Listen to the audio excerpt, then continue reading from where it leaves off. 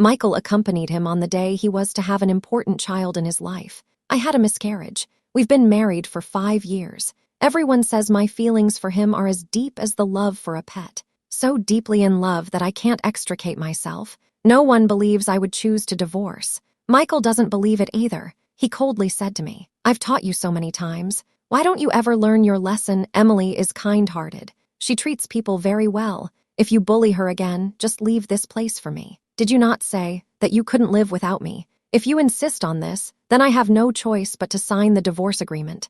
I smiled faintly. I proactively signed the agreement. After 5 years of torment, I finally accumulated enough points to complete the task. In another month, I will be able to leave this world. On the day of the car accident, it was pouring rain outside. The car behind me crashed into my rear. My car lost control, slid to the side, heavily crashed into the guardrail. It even flipped halfway before stopping. I'm feeling dizzy. My whole body is hanging upside down in the car. I'm in severe pain all over. The birthday cake in the passenger seat is smashed to pieces. It has turned into a mess. I don't know where my phone flew off to. Fortunately, the voice assistant is still working. I subconsciously had it call Michael. During the waiting time for the call to connect, my lower abdomen started to ache faintly. I have a bad feeling in my heart. I wasn't scared during the car accident, but now I'm getting more and more worried. I'm afraid I won't be able to keep the baby inside me. The phone keeps ringing again and again, yet no one answers.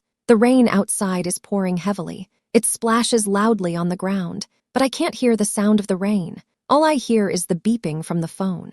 "I'm sorry, the number you dialed. I'm sorry, not answering, still not answering." Bang, bang, bang. Someone outside is knocking hard on the window. It interrupted my despair. It's the driver who rear-ended me earlier. He pulled me out of the car. Then he, along with the doctors and nurses, lifted me onto the ambulance. On the way to the hospital, I suddenly started bleeding below. The nurses and doctors were very surprised. That's when they realized I was pregnant. The nurse anxiously asked me, "Where's your family? They must be contacted immediately in this situation." I held onto my last bit of hope. I gave Michael's phone number. The nurse dialed it. Strange, no one is answering. The nurse said something else later. I couldn't hear it anymore. All that was left in my head was the buzzing from blood loss and pain. Arrived at the hospital. Everyone was busy handling things. Just as I was about to enter the operating room, I saw Michael. He was beside a delivery bed, holding Emily's hand tightly. His face was filled with worry and tension.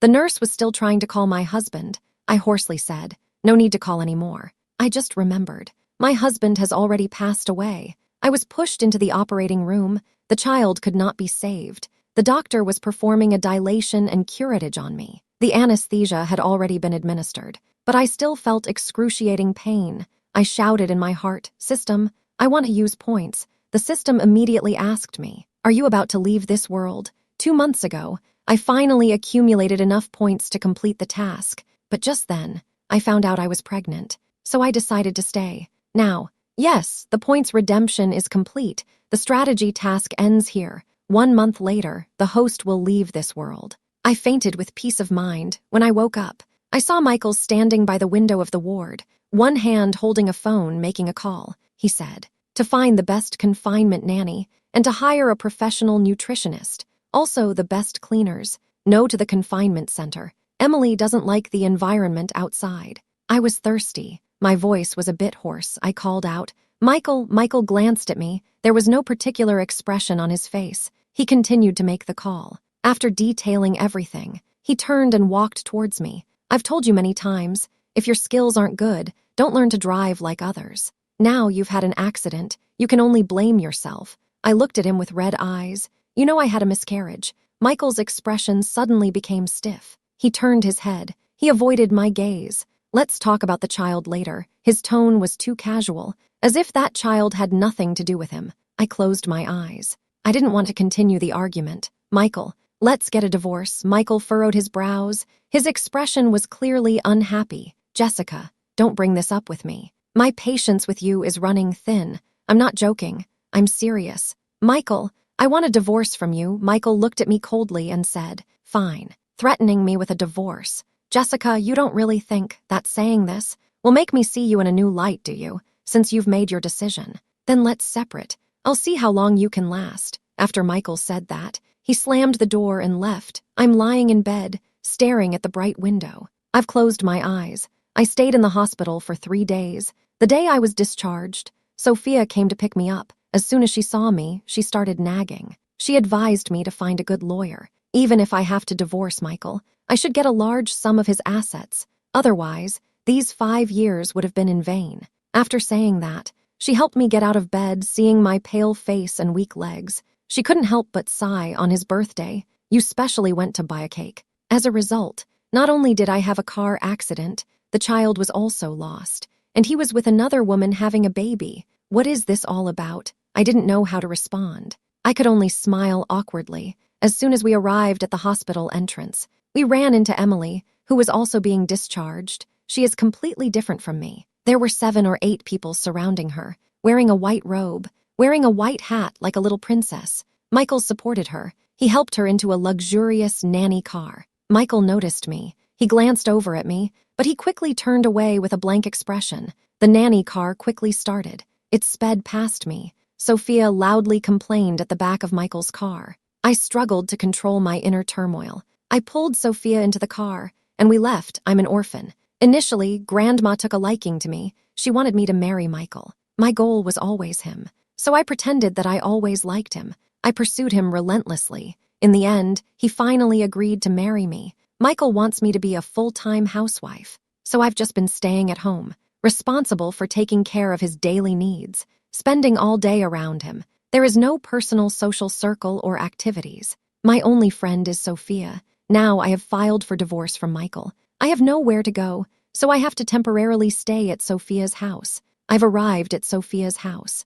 Her parents have prepared meals to welcome me. The room has also been tidied up in advance. Sophia's mom took my hand. Her gaze was gentle. Divorce is not a big deal. You can stay at our house for the next few days. I will cook for you. My eyes felt a bit moist. Since I came into this world, the only ones who have truly treated me well are Sophia's family. I am particularly grateful to them. I had just finished dinner when Michael's call came in. These past few days, I tried to call him. I wanted to discuss the divorce, but each time he hung up on me. Sophia saw this and said with a cold smile, "He wouldn't want you to come home to make peace, would he?" I grip my phone tightly. I answer the call.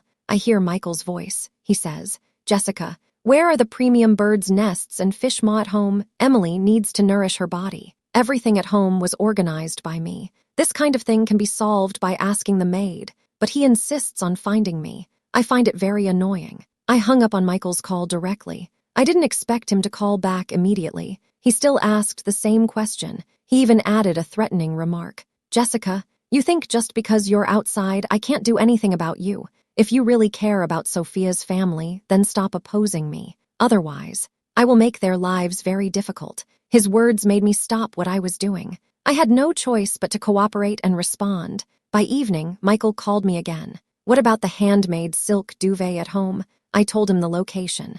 Michael sounded very impatient. "I can't find it. Jessica, by tomorrow, you must go home. Emily needs someone to take care of her. You need to come back to take care of her." Michael appears charming on the outside. He is handsome, but in reality, he is a ruthless businessman. He has a strong personality. He has a strong desire for control. I can't leave for another 20 days, so before that, to protect Sophia's family, I can only do as he says, but I found an excuse. I said I just had a miscarriage. My body hasn't recovered yet. I need to rest. It dragged on for more than half a month. Michael could no longer wait. He came directly to my door. He stood at the door, coldly looking at me. "Are you still not going back? Do you plan to spend the new year here?" Sophia's mother wanted to speak for me. I held her back. I said hello to Michael. Sophia's mother was still worried. She whispered to me, "If you feel wronged, just come over. No matter what. There's also a meal for you here." I took a deep breath. I held back my tears. I replied in a low voice, Michael was getting a bit anxious. He said coldly, "Jessica, hurry up and come out. In another 10 days, I can leave here." I picked up my simple luggage. I followed Michael out. As soon as I got in the car, he started mocking me. "Are you here to beg? Running to someone else's home to eat and drink? Don't you feel embarrassed? Others say they welcome you. Do you really think they don't mind you living in their house?" Michael glared at me. He looked very angry. "Jessica, you have no home." I turned my head to look out the window, with a faint smirk on my lips. "That is my home after all. It's still Emily's house. Michael's expression changed immediately. I've explained it to you many times. Emily and I are not in the kind of relationship you think. I'm taking care of her. It's just out of sympathy. Her husband divorced her, leaving her all alone. She is pregnant and her health is weak. If no one helps her, life would definitely be very hard. Jessica, can you be a little more generous? I think you've been home too long. Your perspective has narrowed. After all these years, you haven't made any progress at all.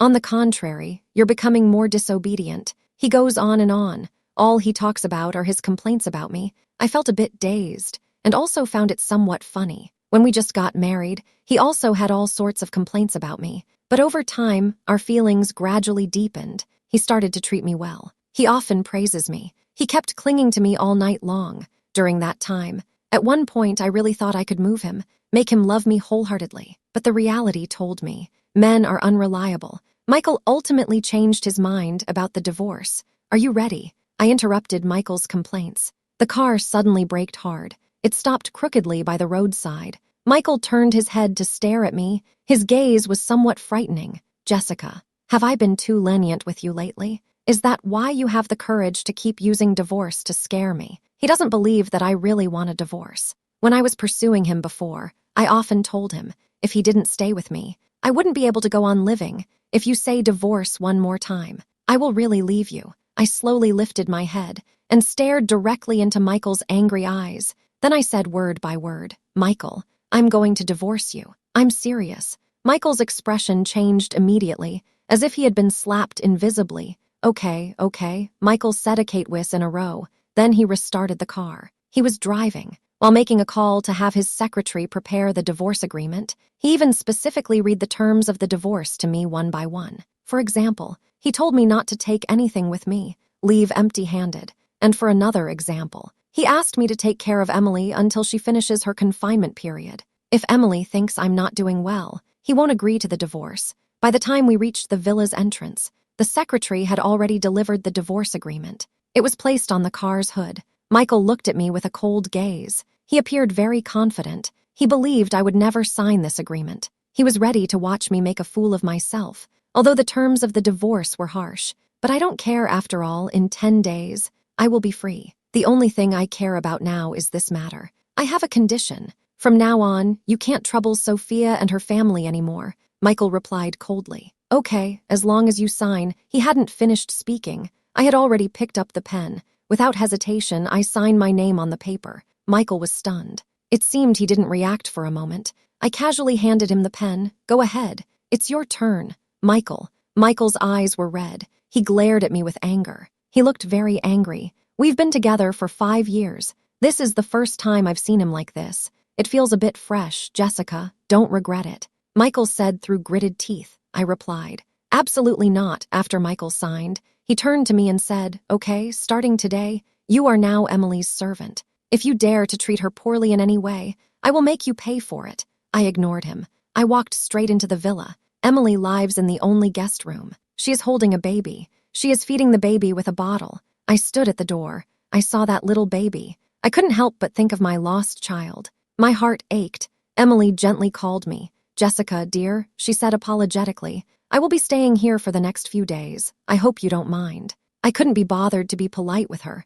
I replied expressionlessly, as long as Michael doesn't mind. Michael's expression darkened again. He said to me angrily, Jessica, watch your words. I replied, all right, Michael. Michael was so angry he was panting. Let me go downstairs to prepare postpartum meals for Emily. I immediately turned around and went downstairs. In the first 5 days after leaving, I prepared the postpartum meals. I brought them upstairs. Michael has also been staying at home these days, but he is very busy with work. He spends most of his time in the study. I still have to make him a separate dinner later. Thank you for your help. Jessica, dear sister, perhaps she heard that I signed the divorce agreement. Emily has been particularly well-behaved these days. She hasn't caused me any trouble. We've been getting along quite peacefully. The postpartum care worker had to step out for an urgent matter. Can you help me feed the baby? The baby must be very hungry. He keeps crying in the crib. I felt my heart soften, so I agreed. Just as I was focused on feeding the baby, Emily suddenly shouted. She fell off the bed. She held her throat with her hand. Her face turned bright red. She kept rolling on the ground. Michael ran over immediately. He helped Emily up. He shouted at me loudly. "What did you do?" I looked coldly at the pretender. I said I didn't do anything. "You definitely won't believe me, right?" Michael glared at me fiercely. Then he had the newly returned nanny fetch the medicine box. Emily had an allergic reaction. The reason was that the food contained seafood. The nanny looked confused. She said, "How could this happen? I have reminded Miss Jessica multiple times. Emily is allergic to seafood. Seafood must not be added at all." Michael stared at me coldly. "Jessica, you did this on purpose, didn't you? I thought you had settled down these days. I didn't expect you to be so cruel. Don't you know that severe allergies can be life-threatening? Or do you mean you actually wanted Emily's life all along?"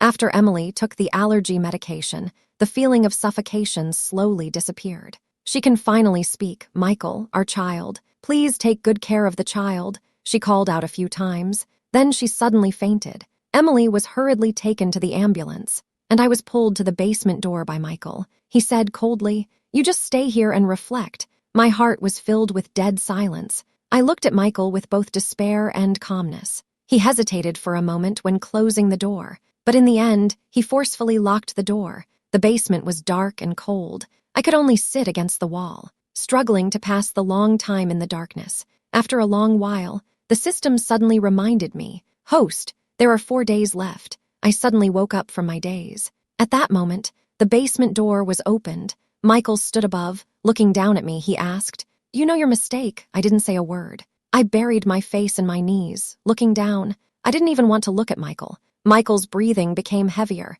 This is a sign that he's about to lose it. "Jessica, you need to understand. With one word, I can put Sophia's family in trouble." Michael started to threaten me. He mentioned Sophia's job, her father's business, and the medication her mother has been taking for a long time. I stood up and looked him in the eye. I asked, "What exactly do you want me to do?" "Go apologize to Emily." I agreed. But then Michael added that I had to kneel to apologize. I was stunned. "What?" Michael's expression was dark. His face was emotionless. "This is what you brought upon yourself." "Jessica, I was brought in front of Emily. She said to me, 'Michael, you don't have to force her to apologize to me like this.'" Emily pretended to be understanding and said, "The matter is already in the past. Jessica was locked in the basement by you for an entire night. I think she should have realized her mistake by now." Michael stared at me. He asked, "Do you really understand where you went wrong?" I replied with a bitter smile, "My biggest mistake was marrying you." "Michael, I really regret falling in love with you back then. We've been together for 5 years. Those wonderful times and sincere feelings were real. But in the end, it turned into a betrayal." Michael said coldly, "It seems you have no awareness of your mistakes at all. Get down on your knees, apologize. In 4 days, I can leave this place. But right now, I can't stay here for a moment longer." I asked the system, "Is there a way for me to leave early?" The system replied, "You can pretend to be dead to escape, but you can only prepare 3 days in advance. So, no matter what, I have to wait until tomorrow to act." Michael is still forcing me to apologize. The maternity nurse suddenly rushed over. She kicked me down to the ground. Then she said with conviction, "You deliberately made Miss Emily allergic. You almost caused her to lose her life. Kneeling and apologizing is what you deserve." I lowered my head, not saying a word. Emily looked at me smugly in my embarrassment. Finally, she pretended to advise, "Mrs. Smith, don't do this. Michael, you should help Jessica up. I think she has realized her mistake." Michael looked at my pale face. He said coldly, "She better have at night." I stared at the clock, waiting for midnight to arrive. 5 minutes left. Then I can be free from all of this. Suddenly, a baby's heart-wrenching cry broke the quiet air. I originally didn't want to pay attention, but that crying made me feel uneasy. It reminded me of the child I lost. In the end, I still stood up. I walked over to see what was going on. Suddenly, I was startled. The baby's face was covered with a towel. I quickly lifted it to take a look. The child's face was already red and purple from suffocation. If I had been any later, something might have happened. I was just about to pick up the child to help him breathe. A sharp, angry shout came from behind. "Jessica, what are you doing?" The postpartum caregiver grabbed my arm. She shouted loudly, "Someone come quickly. Something has happened." Michael rushed over quickly. He asked me what happened. I turned my head. That's when I noticed Emily had been in the room all along. She was staring blankly at her child, crying from suffocation. But she didn't care at all. She did this just to frame me. As soon as Michael appeared, Emily immediately burst into tears. She staggered toward the crib. She hoarsely questioned me. Why did you hurt an innocent child? It's not my fault you had a miscarriage. Why are you doing this to me? Do you really want to force me to the edge? Michael looked at me with a frown. He asked coldly, is everything Emily said true? Are you resentful towards her because of the miscarriages that why you did these things? Jessica, what you did is too much. The voice of the system echoed in my mind. Host, it is past midnight. You can choose to leave now. I casually grabbed the fruit knife on the table. I pointed it at my chest. Michael, I understand that even if I explain, you still won't believe me, so I won't explain. Michael's expression changed drastically. He hurriedly took a few steps forward, but I was stopped by my own words. The child's miscarriage, I do feel resentful, but what I hate is you. I can't accept that you'd rather take care of someone else's child than to care for our own child. Later, the miscarriage happened. Instead, I felt a sense of relief, because you are not worthy of being the father of my child. Now I'm tired. I don't want to play this marriage and divorce game anymore. I only have one request. Don't make things difficult for Sophia's family. That's all. I decisively stabbed the dagger into my heart. The system blocked my pain sensation. I didn't feel much pain. I only saw blood continuously gushing from my chest. Michael ran over in panic. He covered my chest with his hand, trying to stop the bleeding. It was chaotic all around. No one expected I would do something so extreme. Jessica, wife, you must hold on. I'll take you to the hospital right now. Michael cried out in panic. His hands trembled constantly. He said, Jessica, I've always believed in you. I know you wouldn't do such a thing. I'm just really angry. He held me tightly. His whole body was shaking. What makes me angry is that you actually brought up divorce. You clearly said before that you loved me the most for my sake.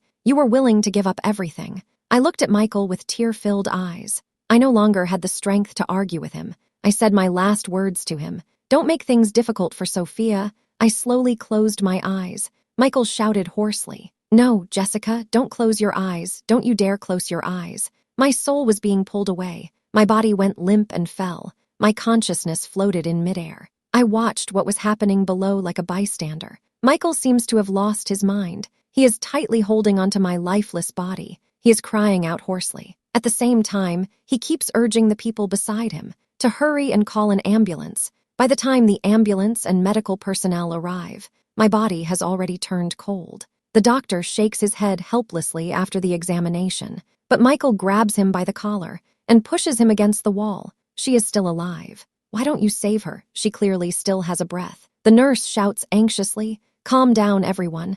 I am very calm right now. If you can't save her, I will definitely not let you go. The doctor and nurse are forced into a corner by him. After a long struggle, in the end, they lift my hand and place it into Michael's palm. She has already passed away. Look, her body is already cold. Emily approaches, gently placing a hand on Michael's shoulder. She said, Michael, don't do that. Let Jessica rest in peace. Okay, look at her. She's covered in blood now. Why don't we call a professional mortician to handle this? Stop saying that. Michael forcefully pushed Emily away. Then he tightly grasped the cold hand, as if that would warm the body again. But it was all in vain. The body's temperature was dropping further. The congealed bloodstains appeared even more glaring. Michael slowly calmed down, no longer causing a commotion. I stood by watching this drama unfold, thinking it would be better if I could snack on some sunflower seeds. Because I died from a stab wound, the medical staff on the scene have a responsibility to report it.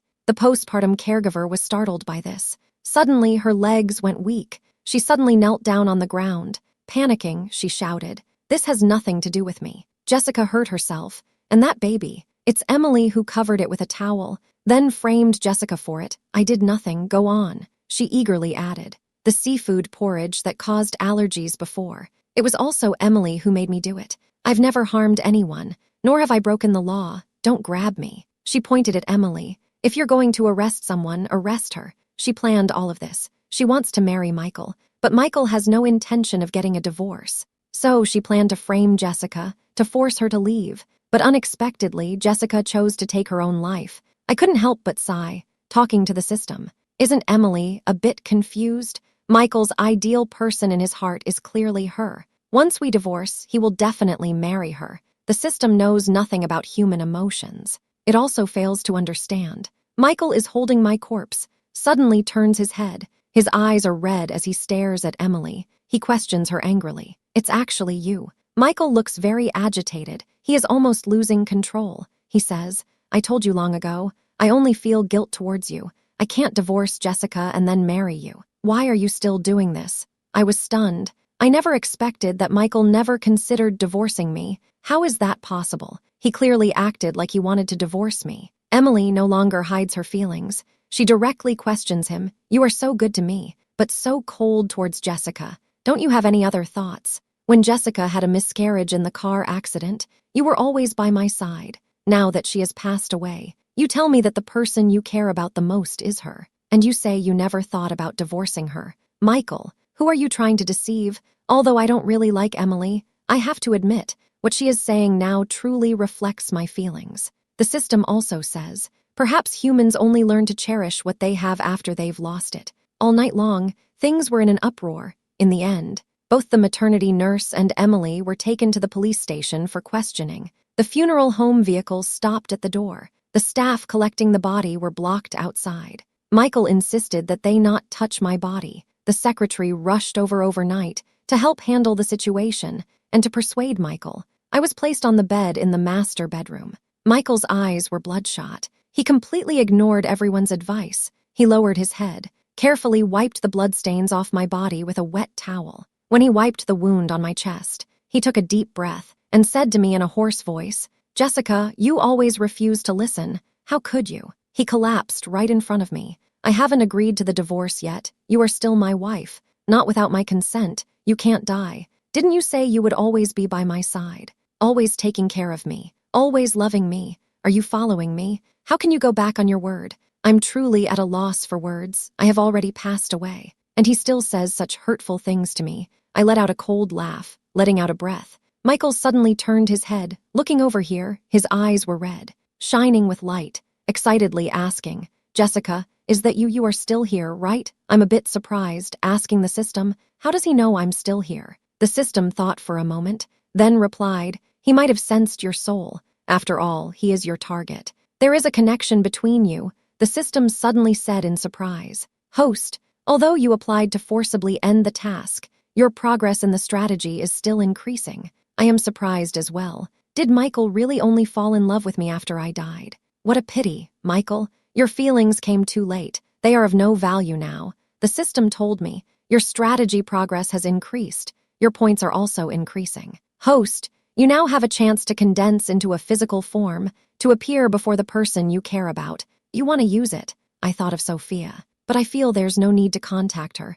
Since I have already left, it should be let go completely. Anyway, I have no assets or regrets to explain. I refused. As for appearing in front of Michael, I never thought about it at all. I don't want to see him again at all. Michael is still staring over here. Jessica, I know you're still here. I knew you couldn't bear to part with me. You won't really leave me, as he spoke. Suddenly, tears fell. Can you please show up? I want to see you. Jessica, I didn't show up. Michael firmly believes I'm still here. He keeps talking to me, begging me to appear. I have been ignoring him. As he spoke, suddenly his expression changed. He suddenly swept everything off the table. Jessica, you are clearly right here. Why won't you come out to see me? His eyes were bloodshot. No matter which way I turn, he can always find me accurately. What frustrates me the most is, I can only move around him. I can't go far. The system told me. This is because he is my bound strategy object, and my strategy progress is still increasing. But it's okay. This won't affect my leaving in 3 days.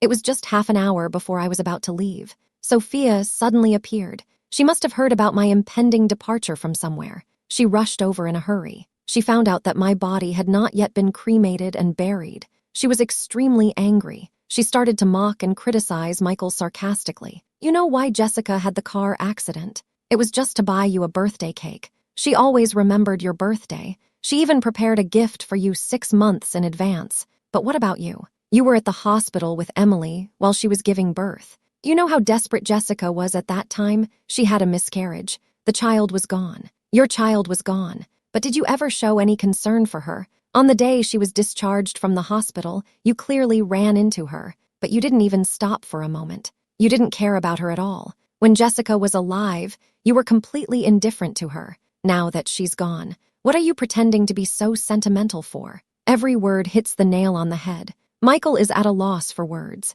He covers his face with pale skin. Sophia takes out a small gift box from her bag. She throws it to Michael. This is the birthday gift she prepared for you. I was going to throw it away. Now I use it to exchange for Jessica's peace. Michael opens the box. Inside is a specially customized tie clip. Both the brand color and style completely match Michael's preferences. You should know. This brand's custom tie clips need to be reserved 6 months in advance. I'm not indifferent to her. Michael tightly holds the tie clip. He says in a low voice. He doesn't continue. Sophia takes over the conversation. You're just tired of it. In the past, Jessica was obedient. You liked her gentleness and thoughtfulness. You liked how she always revolved around you. She treated you as her everything. As time goes on, you start to feel bored, thinking she is ordinary, lacking personality and interest. At this moment, your idealized love has divorced and returned home. You suddenly realize she is the best. Thus, you become even more dissatisfied with Jessica. Jessica is angry because you are too close to your idealized love. You scold her without holding back. You keep mocking her, belittling her. You think you're in the right. Instead, you believe it's all Jessica's fault. She loves you, so she has to endure your bad temper and emotions. Michael tightly grips the tie clip. His palm is cut. Bright red blood seeps out. His face looks grim, but he doesn't refute Sophia's words. Michael, if you truly care about Jessica, then stop entangling her. Let her leave peacefully. Michael, let go. He looked down at the blood-stained tie clip. He shouted, Jessica, even though he didn't look my way. It was clearly directed at me. I know you're here. Come out. Let me see you one more time. As long as I can see you again, I will let go. I didn't show up. Sophia angrily accused Michael, calling him completely insane. She also warned Michael, if he didn't let me be buried, she would call the police to forcibly take my body away. Sophia insisted. She would never allow my body to rot at home. That would be too disrespectful. I understand that Sophia cares about me, but I really don't care about my physical condition. I hope Sophia will no longer be involved with Michael and live her life well in the future. That would be my greatest comfort.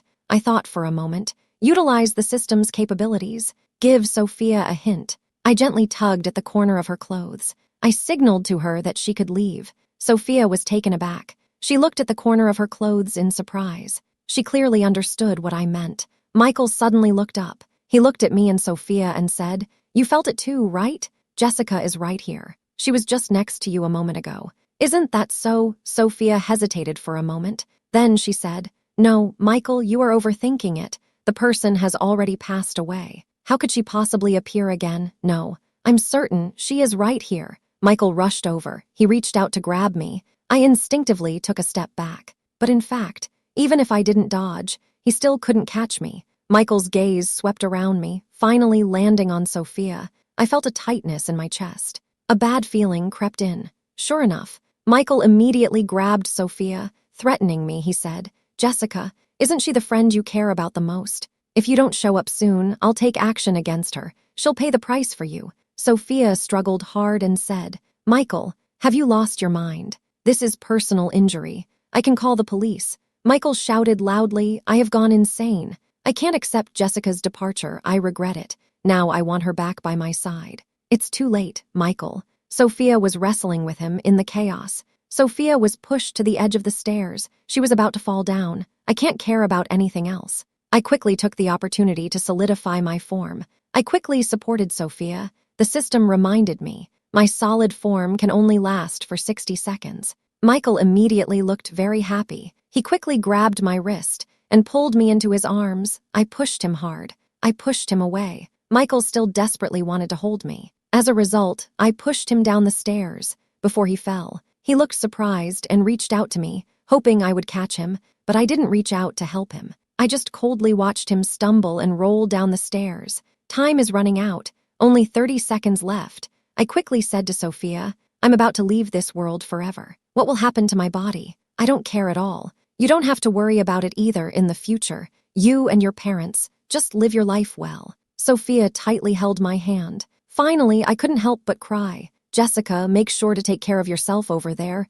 You must be happy. Don't encounter bad people again. I responded with a sound. At this moment, there are only a few seconds left for the entity. I only have a few seconds left to return to the original world. The body I just formed quickly became transparent, gradually disappearing like a bubble. Michael panicked. He rushed towards me, rolling and crawling. He hugged my half-transparent body tightly. He said urgently, "Jessica, don't go. I regret it. I know I was wrong. Give me another chance." "Okay." Michael pleaded with tears in his eyes. "I will definitely correct my mistakes. I will treat you well." He looked at me. His eyes were filled with bloodshot veins. He said, "Just like we used to, I will treat you well. I will give you the best of everything." He was referring to when we first got together. At that time, I loved him. He loved me too. He took special care of me. It was right then. I even thought about staying, to spend the rest of my life with him. I looked at Michael calmly. I said to him, "It's too late, Michael.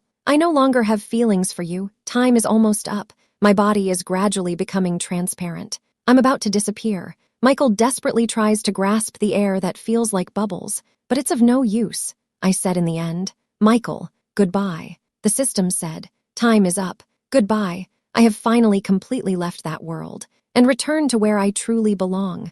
Life after returning is both peaceful and comfortable. Although the mission didn't succeed, the monetary rewards promised by the system are still quite substantial. This money is enough for me to live comfortably for the rest of my life. I use it to travel around and relax. It was 3 months later that I heard news about Michael again. The system suddenly contacted me to inform me about Michael's situation in another world. Because I had passed away, Michael lost control of his emotions. He became irritable. He lashed out at many people around him. He even investigated his first love, Emily. It was then he discovered Emily had secretly mocked me, which embarrassed me. She had also quietly messaged me before about how Michael couldn't forget his old love. That was also uncovered. Michael was very angry. He gathered evidence, accusing Emily of deliberately harming her child, accusing Emily of intentionally harming her child. This is indeed the truth, in the end. Emily and her confinement nanny have been sentenced. Michael hasn't given up on you. The system told me. His obsession with you is too deep. It even alarmed the main system. So, the main system gave him a chance to turn around and pursue you. I was stunned after hearing this. I was very shocked inside. In other words, he will come to my world and try to pursue me. No way, I really don't want to see him. The system responded, "That's right. But if I determine the success rate of the task is 0 now, he won't have a chance." I firmly told the system, "His pursuit will definitely not succeed. I have long had no feelings for him, and I won't in the future either." The system asked, "You really not want to see him at all?" I answered, "Yes, absolutely sure." The system said, "All right." Task determination failed. Michael's counter-strategy opportunity will be forcibly cancelled. I relaxed, looking at the slowly setting sun, spoke softly. "My good days have just begun. I can't let an annoying person disrupt that. Michael, since we said goodbye, then let's really not meet again."